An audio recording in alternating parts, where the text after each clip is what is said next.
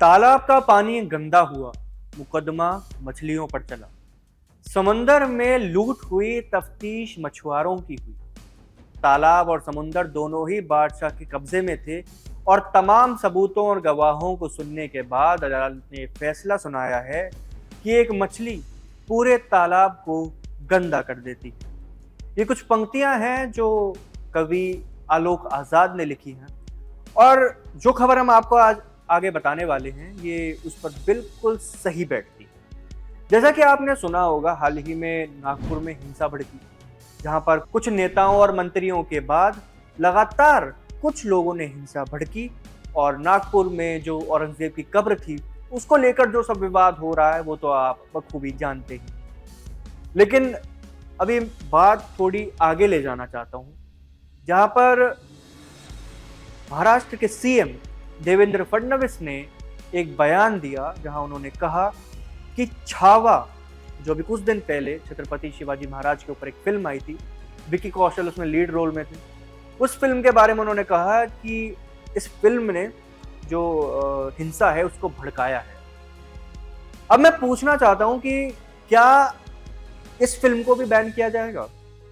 कुछ दिन पहले, जैसे कि आपको याद होगा, इंडियाज गॉट टैलेंट को लेकर बहुत विवाद हुआ था।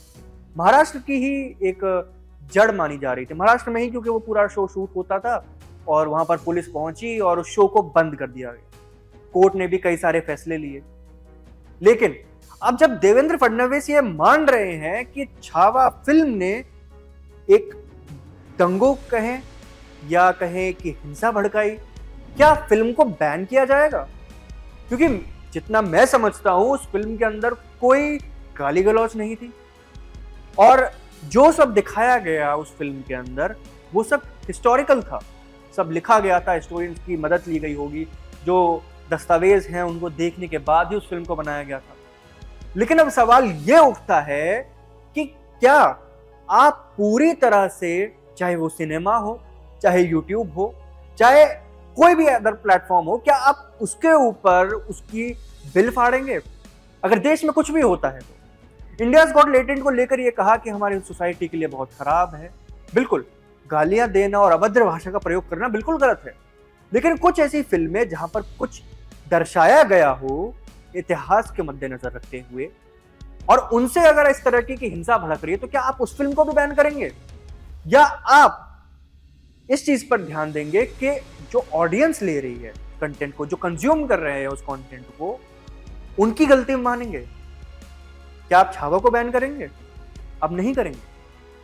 अब आप मानेंगे कि जिन्होंने हिंसा भड़की, जिनकी गलती है, उनके कारण ही जो वहां पर नागपुर में हुआ वो उन लोगों के कारण हुआ, उस फिल्म के कारण नहीं हुआ। लेकिन एक शो जो यूट्यूब के ऊपर चल रहा था उसके ऊपर बिल फाड़ दिया गया कि ये शो जनता को बिगाड़ रहा है। इसी तरह आप ये भी मान लीजिए कि उस फिल्म ने उस जनता को, उन लोगों को प्रोत्साहित किया कि आप जाकर इस तरीके की हिंसा करिए। बहुत आसान हो जाता है जब आप किसी के ऊपर भी बिल फाड़ देते हैं, लेकिन भीड़ में और उन लोगों को पकड़ना बहुत महत्वपूर्ण है जो इन तरह की हिंसाओं को भड़काते हैं, जो गलत काम को बढ़ावा देते हैं। सरकार ने बहुत साफ तौर पर बयान दिया था कि उस शो को बंद करना चाहिए, उस शो में बहुत अभद्र भाषा है। भाषा को लेकर बिल्कुल जो आप कह रहे थे कि इस तरीके की चीजें हो सकती हैं, हो जाएगा, लेकिन एक फिल्म में जिसमें इस तरह की कोई घटना नहीं थी, जिसमें किसी को नहीं कहा गया कि आप जाकर औरंगजेब की कब्र पर जाकर आप हिंसा करिए, 1200 लोगों के ऊपर एफआईआर हो गई, वहां पर इस तरीके की अफवाहें फैलाई गई कि वहां पर एक धार्मिक ग्रंथ को जलाया गया है और उसके बाद हिंसा भड़की। अब क्या आप उस फिल्म पर आरोप लगाएंगे या आप उन लोगों पर आरोप लगाएंगे जिन्होंने इसको बढ़ावा दिया?